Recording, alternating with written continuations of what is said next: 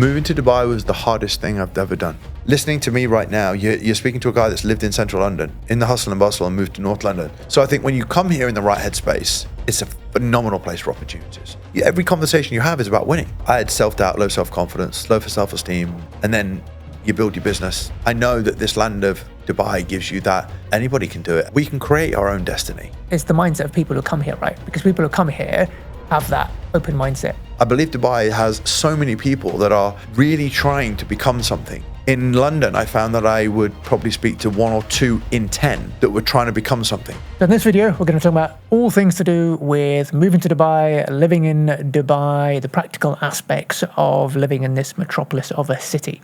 And my guest here today is someone from the fitness world called Mark Coles, who's going to be sharing his experiences of what it's been like for him to move himself and his family into Dubai, which has now nearly been 2 years. Mark, welcome to the podcast. How you doing? Reza, thank you very much. Thank you for having me. Thank you for coming along. So Mark, you're now in Dubai and it's been 2 years since you've been here. If we kind of rewind the clock to a couple of years back, what got you thinking to leave the UK and to move to Dubai in the first place? So why Dubai? I just settled into the whole idea of I'm from the UK and I live in the UK. There was never really, I'd probably go back 10 years ago when I was training in Tampa for a month in Florida. And 3 weeks in, I went, I could live here. The climate, bodybuilding, training, everything was amazing. And I got home and I felt a bit flat. That was the only time in my whole life where I thought I'd like to be somewhere else. And then it just went away because I think with the classic employee mindset, how can I ever think about leaving? You know, for me, my family are in the UK, the business is in the UK. I had a gym in central Nottingham. So I don't think a lot of people in general day-to-day life would even consider moving because everything around them is locked down, as in fixed. So I had a gym in Nottingham. I had that gym for over 10 years. And before that, I had another gym in Newark, close to Nottingham. So I basically had a lot of fixed assets and that was kind of keeping me locked down. I had my family. But my wife and I came to Dubai. I've been with my wife 8 years this year. And we came to Dubai quite a lot of times. And I loved it. And I loved the sun. I loved the safety. Now things have changed in terms of my perspective over Dubai. The sun's still here. I get that. We'll talk about it in a minute.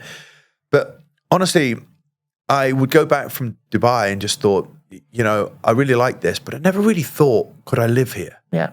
And it wasn't until we came out kind of at the back end of lockdown and we had a trip here and I met with an agent to invest in some property.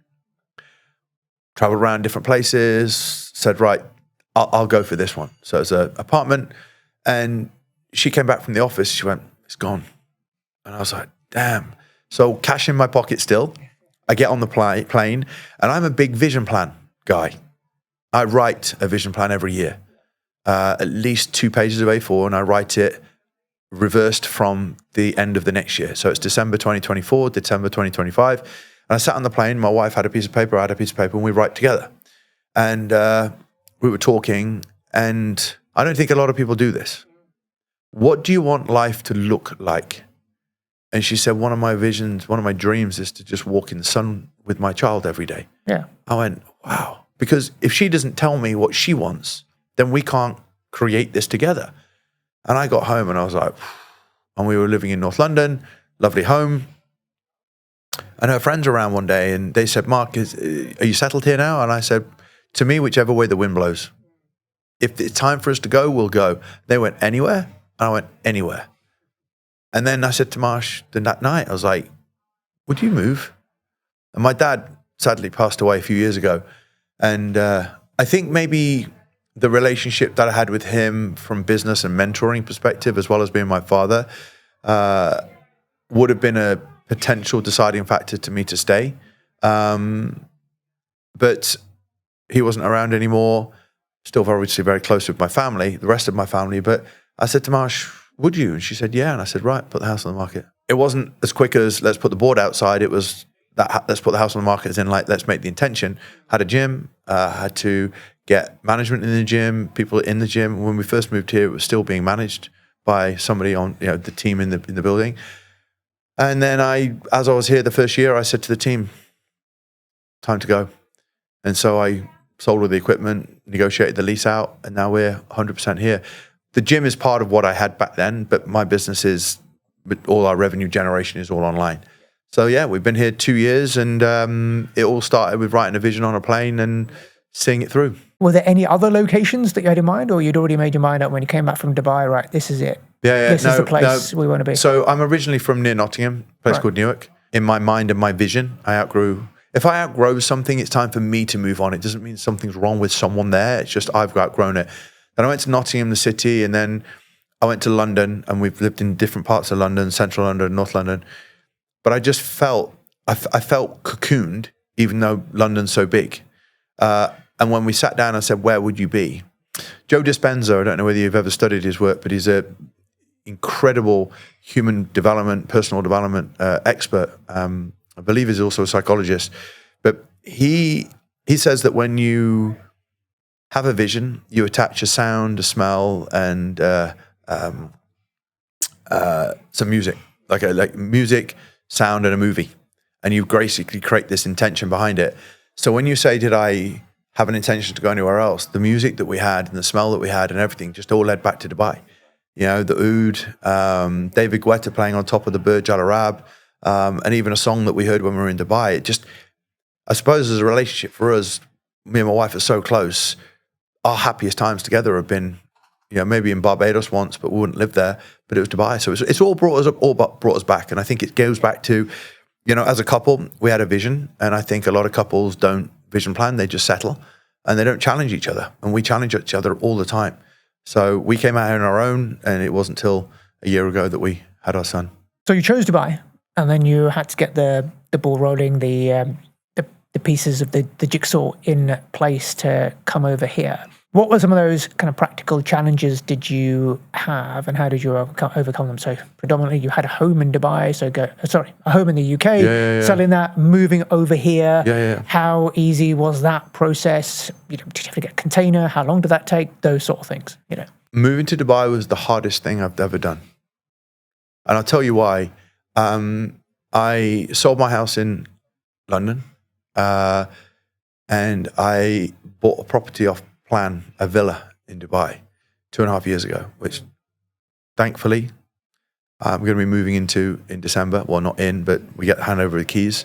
But we're in Dubai. We never know what will happen. I was going to Miami on business to a conference. Obviously putting a lot of money down for Dubai was reliant on me selling my house. I could put the money down, but I obviously don't want to be out without the money.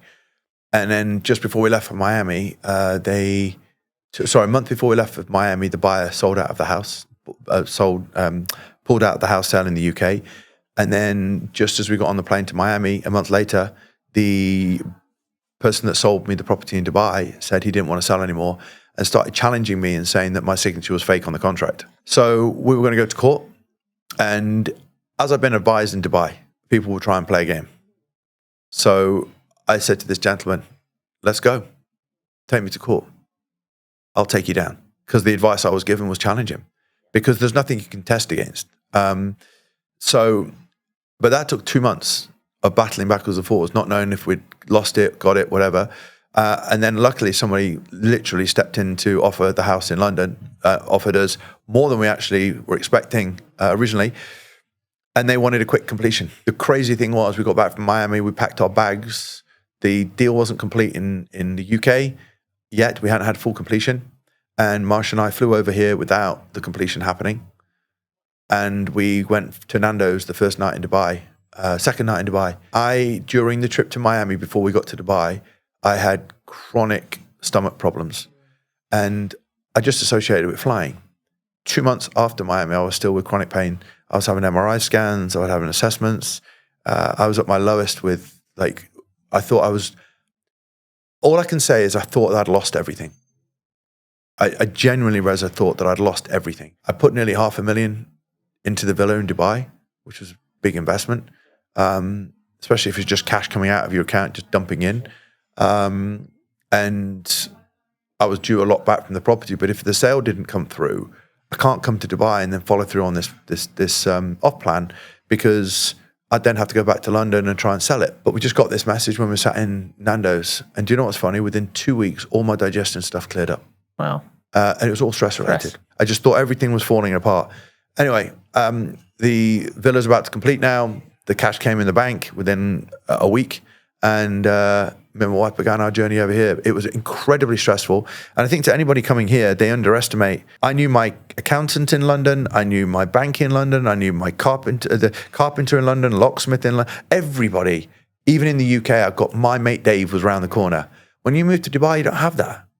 So I was starting afresh. You were in an Airbnb. If you want to get a phone, you need an Emirates ID. If you need a bank, you need, apart from, say, WEO, for example, but if you want to borrow some money or lend some money from banking or mortgages, you've got to have credit. You've got to build up for a minimum of 2 years. And I didn't know all this. So as soon as I want a car, then it's like, well, how long have you had your business and your accounts? So a lot of the identity thing was really hard because I'm 47 now. I'm coming over to Dubai at the age of 45, and I'm like, I got my life took together. Then suddenly you haven't. You've got no identity. You've got no credit history. You've got like nothing. So I think that was pretty tough in the early days, if I'm honest. And now I'm established, but it's 2 years later, and I think a lot of people underestimate that when they come here. Definitely. No, it takes time, and I can imagine it can be quite frustrating because you take it for granted, right? I mean, of course you do. You're seasoned. Everything is easy because you've got the credit history and you've got everything, for the years of trading that you've been in the UK, and start from zero, I guess. And if I want to go and rent somewhere, buy somewhere, do something, it's all there. And I've got connections in real estate. I've got connections in, I had my lawyer here. Who's your lawyer? Who do you go to? Who do you speak to? The funny thing is in Dubai is I couldn't even reach out to somebody and say, who do you know? Because I didn't know anyone. No one that would refer me. That I know a lot of online coaches that are here, but my business is a lot bigger than theirs. So I don't want to be speaking to your local mate who can help you with this and help you with that. I wanted to try and find my network. Now it takes time to be accepted in. Yeah. For the first year, you're meeting people at face value. Well, you also forget in London or back in the UK, I've got friends that I've known for 10, 15, 20 years. And it's funny how much you take those relationships for granted. Yeah. They know you inside out. Somebody says, Mark, you must meet this guy. There's a lot of that in Dubai. Go and meet him. I love that. But you can spend time meeting somebody that's just, you're like, why? Why? So for a while, I just said, no, I just keep myself to myself because I didn't want to waste time chatting, for the sake of something opening up. So I found myself just keeping myself to myself for a while, just watching from afar until I was ready to say, okay, cool, I like that person. Yeah. And then friendships develop. What networks did you kind of get yourself involved in to be able to connect with those kind of relationships that you did feel that were meaningful? So I run an event every single year. I use that kind of platform to introduce myself to various different people, and then people either come to the event, speak at the event, and once they're connected and they speak to the event, then the next year I'll say, who can you put me in contact with or connect with? Interviewing people on the podcast that I find interesting, because the podcast is a great way to connect and network with people. And it's great. You just shake hands at the end of it. If you vibe align, cool. If it didn't, we both benefited on each other's podcast, And I think I did a lot more of that. In the evening, my wife and I go into the pool. We meet a lot of people in the communities. And I think that's another thing. They set up the communities in Dubai for you all to having a central pool means that people chat. And in the evening, my wife, 6 o'clock nearly every night, takes Mason out to the pool and just chats to all the mums. And suddenly that connection links up. Then they say, you should come and meet us. We've got a party. And Dubai is really set up for helping to people meet. And I don't say the country's set up to create the environment to meet, but the sunshine and being in the pool and being in communal areas and having gyms in the same building, it's not that it's set up to be transient, it's set up to be inclusive. So everybody's chatting a lot. And then I'm in the fitness industry, so people are coming here. I'm making an effort when I'm seeing people to say, look, let's get you on the podcast, let's do this. I see people in gyms. And then your just network starts to snowball. Yeah, no, it's definitely becoming that hub. So it is, it's everyone here has pretty much migrated to Dubai. So there's no generations of people that have grown up in a certain area that might be in the UK. It's all very new. And it's very new. And look, I'm in the fitness industry. Yeah. I'm in the fitness industry, and it's booming here. I suppose if you go to Venice Beach, and you go to, LA and Venice Beach, and you just go, wow, like, it's insane. Like, everybody's flocking here. I'm like, they're not. It's just the main central context is of people that are there are more kind of arty people or fitness people, because it's become that type of place. And because it's been going for years, you'll say Venice Beach, Gold, like it is a hub for fitness. You might say, Florida, Tampa, similarly, it's very fit. Dubai is still establishing its reputation, but I can see it's 100% somewhere that really suits fitness professionals. Because we get up in the morning, we've got 4 hours, 3 hours work, depending on time differences to work. I get up at 5:45 and I start work at 6. And I work till 8 a.m. every single morning. And then Marsha comes down and we have 8 till 9 as a family. That time for me is just amazing. So it really suits this industry that we're all a part of. Yeah, definitely. So moving on to talking about areas in Dubai. You currently live in Dubai Hills, is that right? So talk to me about, because we've had other people on the podcast talk about areas that they're in. So Marina, JVC, Jumeirah Beach areas, downtown. You're a family man, and you've got a villa in Dubai Hills, and I understand you're moving to Tilal al Ghaf, possibly. So talk to me about your choice of area, what the pros and cons are of the area that you are in, and any other advice you have to people around kind of what areas in Dubai they should look at, and how to choose the area that you want to ultimately establish yourself. One of the first things I decided when we moved to Dubai was wherever we live is not for anybody else. I do find that people move to Dubai and they want other people to see where they're living.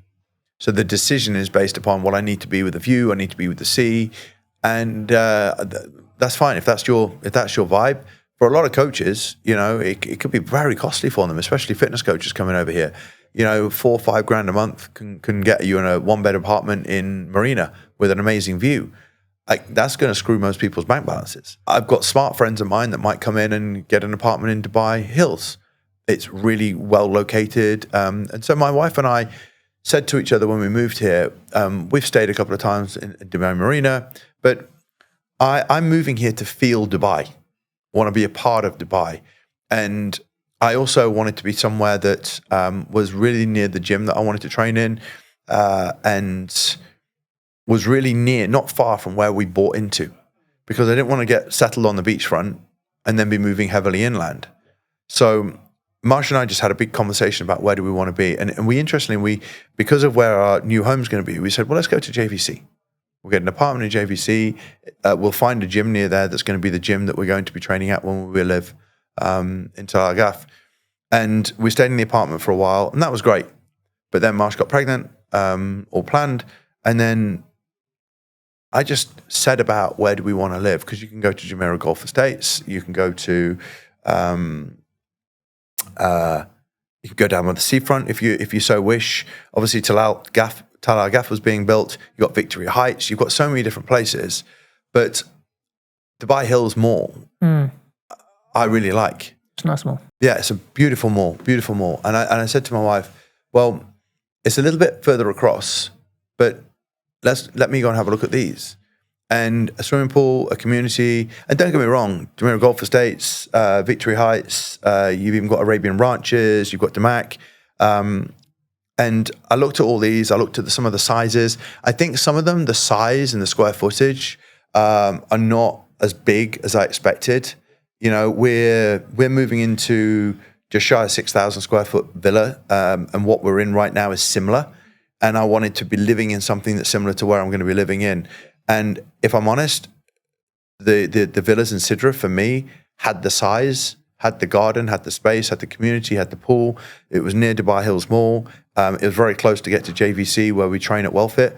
It was just perfectly located. Tilal al Ghaf didn't have the facilities that it has, and how brand new it is. I'd be quite tempted to stay in Dubai Hills. However, one thing I've looked at, and I did a bit of research in choice of Tilal al Ghaf, was downtown is where downtown is. To me, it would almost be like living in London again if I was in downtown. Love it. Busy. I'm in the IFC tonight.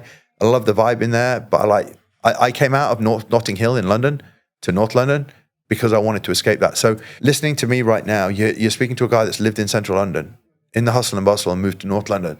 So one of the things about coming to Dubai was not, I need to live on the seafront to feel the seafront. I can drive to the sea. 15 minutes, any Sunday or Saturday for us to go to the beach. That's a mistake that a lot of coaches make. Because they're young, they just want to go to the sea. But for us, the villa, it's the similar distance inland. However, where you've got downtown and where you've got the Palm, you've also got Jebel Ali Palm. That's developing. You've also got, which I'm actually looking at investment-wise at the moment, starting to look down towards Expo. Because when you've got Expo, that isn't that much right now, and Palm Jebel Ali, Dubai's like here, and then you've got Tilal al Ghaf here. But Dubai's shifting a little bit, in my opinion, from what I see. Real estate specialists may say, no, you've got it wrong. But I feel that you'll have downtown, then you'll have further down towards Expo and down to Palm Jebel Ali. And that means that things will shift a little bit long. And maybe the center of Dubai may end up being kind of between Dubai Hills and Tilal al Ghaf, which will make a lot of accessibility to a lot of the modern part of Dubai, the new stuff that's coming. As an investment, initially, I wasn't as aware as what I am now, but I feel it was a decent investment at the time that will only increase over the next 3 to 4 years. So that's kind of where I see Dubai going, but I certainly don't see Dubai as being a has-been, downtown, but it's just expanding in districts. Yeah, no, I think you made a very wise move. I've talked to quite a few people in real estate, and they are saying that it is shifting. And the center of Dubai will be the Dubai Hills area, because you've got the airport and you've got the Expo that will develop. So it will just shift, and it will just become, downtown will be like Mayfair, central London. And I think it will. I think it's funny you say that, right? Yeah. It's funny you say that, because it's still a developing city. Whereas you've got Mayfair, you've got Hampstead, you've got Highgate, you've got all these things in London, and they're established and they're not going anywhere. And you'll go back in 15 years and they're still there. But as Dubai grows and Dubai shifts, right, inland Dubai is like in the middle of nowhere. Yeah. For now, Yeah. I went to Meydan years and years ago when it was Max and Eagle. And Meydan Max and Eagle big gym, I don't know if you've ever been to WellFit at Meydan. It's a massive gym. There was hardly any, hundreds of members in it. Now there's 6,000 members since WellFit have gone there. But in Meydan, the developments that's built around it is huge. Well, before, it was desert and a gym and a few villas. So then you look at that and think, well, let's say that JVC, let's say that Dubai Hills is your Highgates and your Mayfair is your downtown. To me, I'm like, well, the infrastructure is only going to improve. You're only going to get better roads here. You can't get better roads in the UK anymore. So, let's see where it goes. Absolutely. Yeah. So it's phenomenal. The pace of development in Dubai has just been. Yeah. Do you know what, Reza? Like, I know a lot of people complain about the roads and one thing and another and the traffic and all that sort of stuff, but it does move. Things happen, right? It does move, and they are developing it. I am lucky that I don't have a commute. A lot of people I know don't have a commute, so we're like, I'm not going to travel at this time, that time, do this, do that. And most people listening to this will probably be people who will be the same. They'll be coming here. They've got an online business that they can run from anywhere, and therefore they can kind of choose where they want to be. So stuff that you've shared it's been really useful, really valuable. So in terms of some of the practical aspects of actually making the move, so you'd sold your property in the UK. I guess you had to store your stuff somewhere before you had the keys to the villa. Yeah, so we took a unit in North London and just filled everything in there. What we actually did, my philosophy in a lot of things is ditch and start again. So we ditched a lot. I literally texted the community group in the area that we lived in North London and said, come and give me a price. Yeah, big sofa. I just put a price on everything. And then within 5-6 hours, half the house was empty. The sofa, the fridge, freezer, everything. So everybody came and got everything. And we put some stuff that we really like. It's here now. We had it 3 months. It was transferred over. So it's still in storage here, ready to move to Tilal. But yeah, a little bit in storage and that was it. And then, do you know what the most incredible feeling is? 4 suitcases after 45 years on planet Earth. And I felt amazing. Yeah. I felt amazing. And we arrived here. And do you know what? Like, my wife's my best friend and I love her dearly. And to just sit on that plane and say that we're doing this together, it wasn't for social media. It's literally for the quality of life that we both want. And to now walk with my son and my wife round the community or go down to the beach or sit on the beach and go, if I hadn't have done this, what if? And I think that is, maybe people watching this are just going, I'm on the edge of what if. It may be going to France, it may be going to Ireland, it may be moving from central Nottingham, from England down to London, it may be going from Bournemouth to somewhere else. I don't know. It also may not mean that you need to move. It may mean that you're in a 2-bedroom house, but you want to do a 4-bedroom house, but you've got to make the money to do that. The big thing here for me is I love my family dearly back home, but I don't want to get 10 years down the line and go, I stayed because of my family. I know my family are individual people. And if your bond is close enough, like my mum's flying out in 2 weeks' time for Mason's birthday. We'll be flying back for Christmas, more than likely. So all of these things are like, I had a better connection with my mum and my sister when they last came over when Mason was born by going out for meals and generally talking than often we'd do for Sunday lunch because you're seeing each other. So whilst it's easy to say, yeah, but you're not going to see your family, when you see them, it's 10x more quality. And I think for me that, going back to what I said about what if, people will say, yeah, but not everybody can do that. I said, everybody can. I'm not in Dubai just because everybody's in Dubai. I'm in Dubai because I can. And I'm in Dubai because I had a great conversation with my wife and we're here. I say that life is about the quality of experiences you have with those that are closest to you, right? I think that, do you know what? Like, genuinely, when it comes to relationships, me and my wife are equal. Whatever I do for my business and whatever she does for our family and Mason, we do it together and we talk a lot. I don't think a lot of relationships do this enough. Like, we visualize what we're trying to have. We work on it together. Yes, I'm working and bringing the money in, but I see her as an equal. I don't see my entrepreneurship skills as any better than the fact that she's gone through 9 months bringing a beautiful child to the planet, and then she does everything she can to help the home and do what we do. So we are very much equal, but it's a vision together. She's not being dragged through my vision. It's inspiring together. We do it together, and I think that's a wonderful journey to be on. Would you say that your business has grown and you've had more opportunities since you've been here than had you stayed in the UK? Has it opened up doors? It's interesting. You say this, right? Dubai is the land of opportunity. I think if you move from London with a very fixed mindset, with the money in the bank or a scarce mindset, and you move here, Dubai doesn't make you a better person. I don't agree that. I don't agree that locations make you a better person. What I do believe in coming to Dubai, it's given me a 10x better quality of life because I had an okay quality of life in London, but I have a 10x better quality of life here. So I'm suddenly more happier and I'm doing what I want. And then I go, oh, wow, there's so much more I could achieve. If I want a bigger villa, if I can make more money, I wouldn't say that the connections that I've made here have opened up opportunities necessarily for me, because let's say you get talking to somebody, maybe like the real estate, the people I've connected with, the property that I bought into, further down the line, I know there's connections in business that I've made through that. I also think that in London, I would have made some good connections. I still think London's an amazing networking city. I don't know how much time you spend in London, but even the people there and the connections that you make, I think that you can't be a non-connector and expect a city to connect you. Does that make sense? Absolutely. Right. Like, if you're not a connector and you arrive in Dubai, you'll keep yourself to yourself. You came here, he's like, let's do a podcast. And I was like, cool. And then the podcast gets seen by people and other people ask me to be on the podcast. But I think if I say no, I'm a yes guy. I always said to my old man, let's just say yes to everything, as much as we can to a certain degree. But I think in terms of the opportunities, here is what I believe Dubai is. I believe Dubai has so many people that are really trying to become something. In London, I found that I would probably speak to 1 or 2 in 10 that were trying to become something. And I therefore will say to you is that if I'm speaking to somebody who wants to be something, then they talk to you and they'll connect you or they'll put you into a podcast. So my answer to this is, I think if you come expecting opportunities, then you'll come very minimal fixed mindset.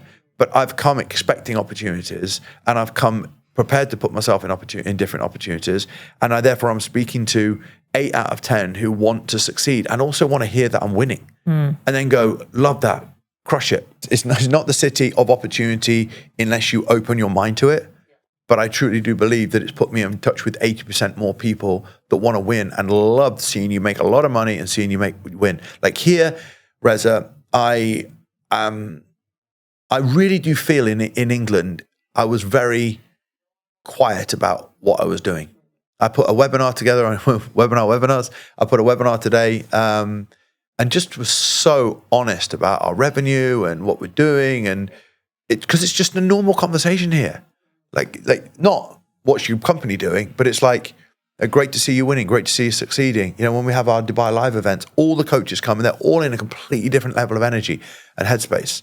So I think when you come here in the right headspace, it's a phenomenal place for opportunities because every conversation you have is about winning. And I don't know about you, but the topic of money and opportunity and wealth and success is a real rare one to have in London, in UK. Now, we're winning here and I begin love it. And I meet other families and couples and I speak to this family from Russia and they had like 2 months in so-and-so. And if they tell you that they rented a 7-bedroom villa or they were on the lake and they flew their nanny out with them, it's not like, oh, I'm embarrassed, I'm not going to tell anybody what I did. That's what I used to see in England. Like if they go on holiday, well, it was a once-in-a-lifetime trip. It doesn't matter whether it's a once-in-a-lifetime trip or not.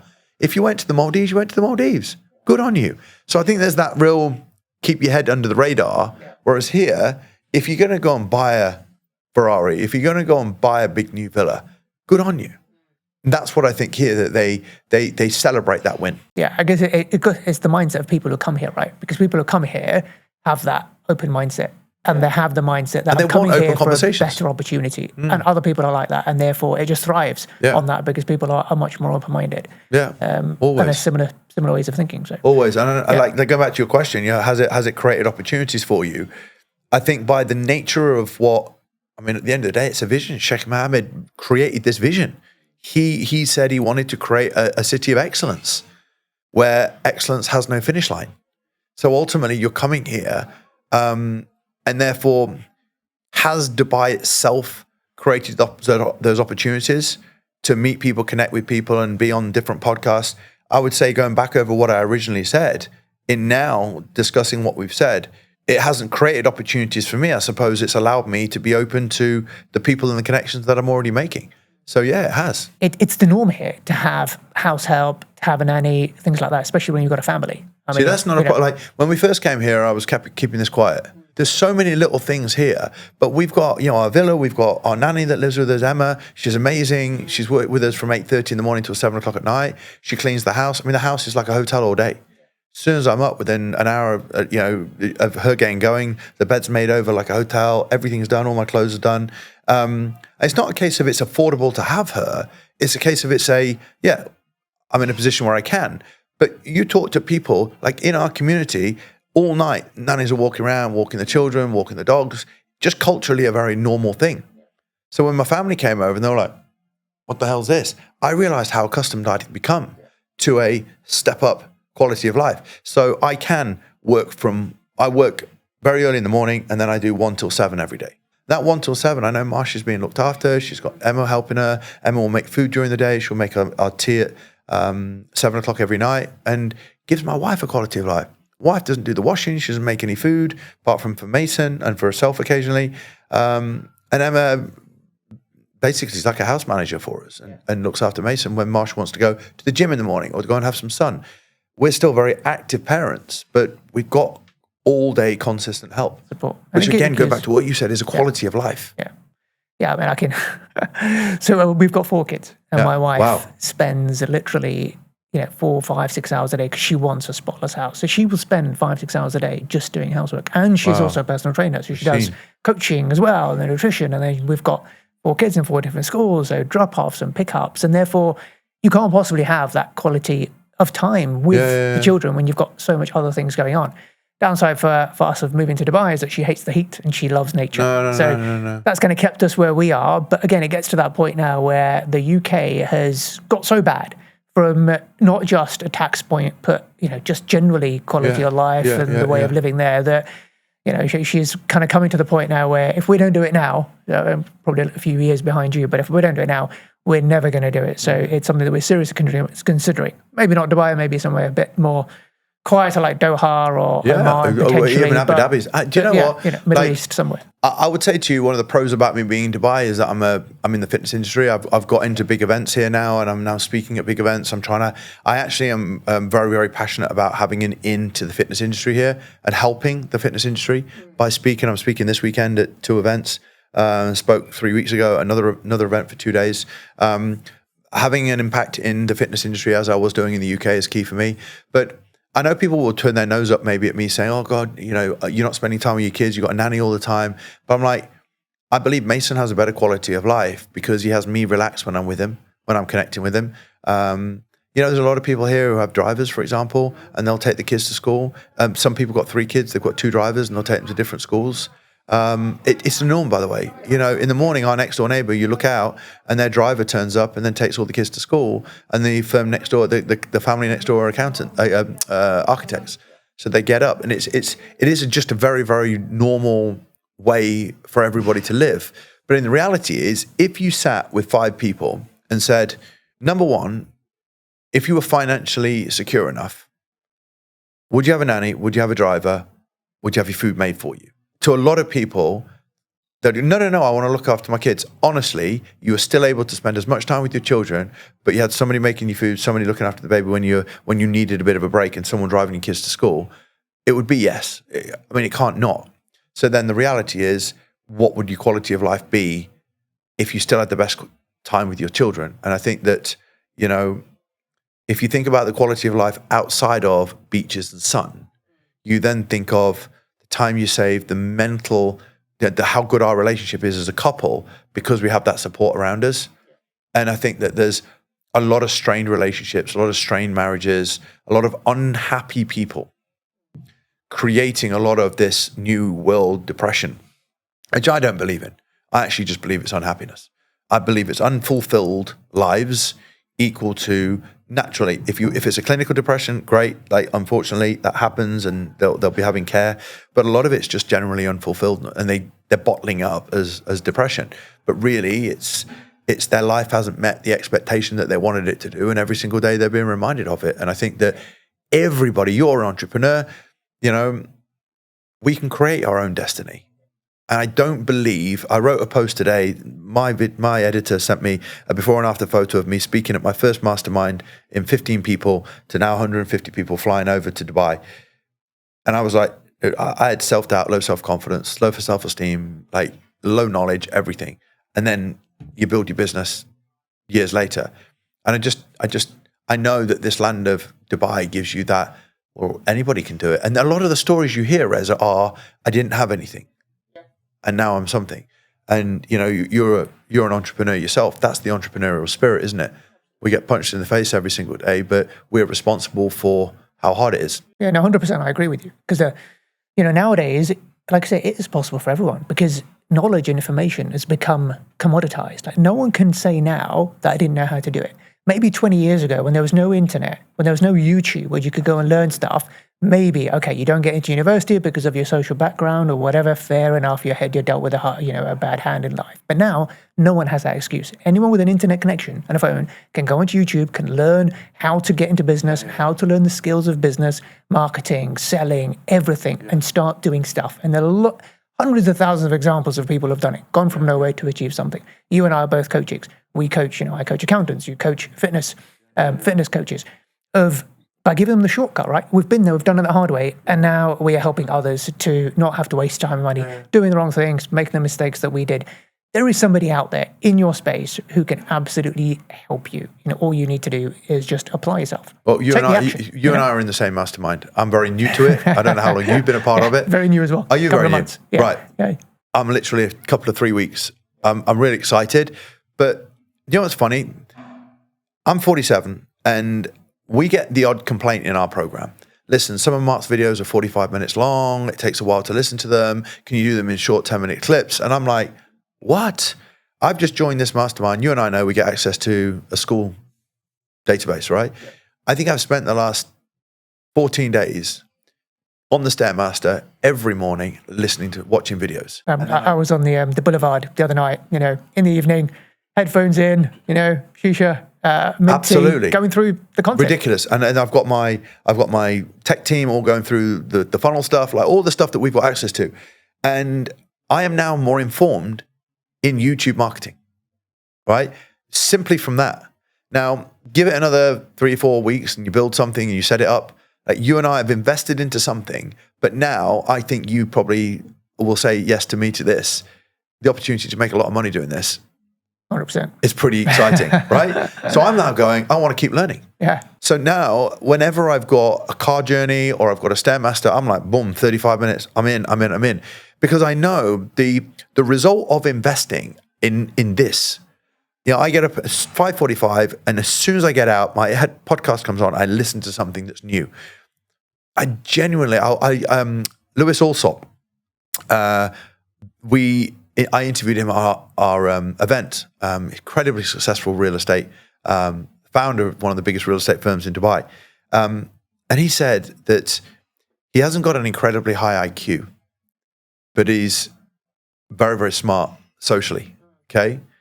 And what that kind of brings with it, I wouldn't say I'm incredibly smart from an IQ perspective. If you put me through the set, maths, all that sort of stuff, but I've become very, very smart at studying the stuff that I really love.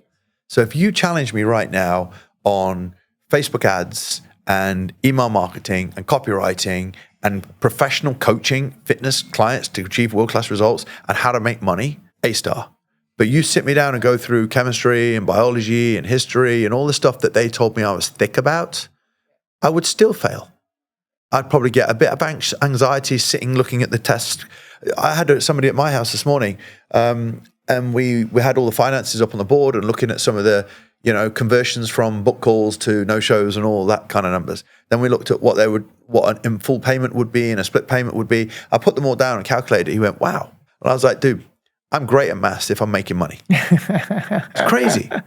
But if you put me at school and say this division, I'd failed it. Yeah. I have become so good at in my head maths, but I used to get anxious even at a darts competition when you had to count them up, scoring the board, because I was under pressure. I wasn't enjoying it.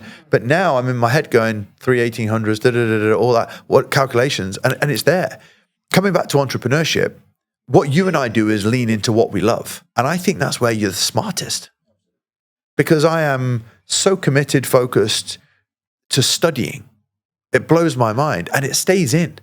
Dr. John DeMartini always says that, whilst people think they've got attention deficit disorder, it's always in the things that they don't like. But you've got memory retentive order in the things that you love.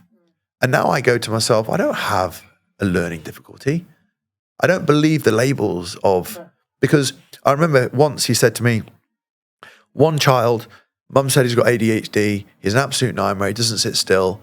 Then Dr. John DeMartini said, where does he sit still? Playing that bloody computer game. And so we sat with him and he said, talk to me about the game you love the most. He said, it's this golf game.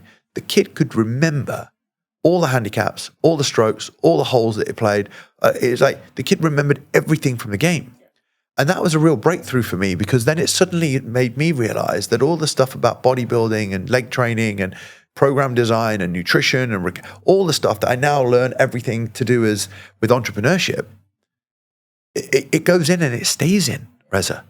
So at that point with the breakthrough with John DeMartini, when he said, I always thought I had a learning problem. I always thought, this is why I'm like always talking to my wife about how the education system will work for our son. Not to the point where I'm 100% sold on homeschooling, but at the same time, I feel that I want to really support him in the stuff that he loves as opposed to forcing him to do the stuff that he doesn't.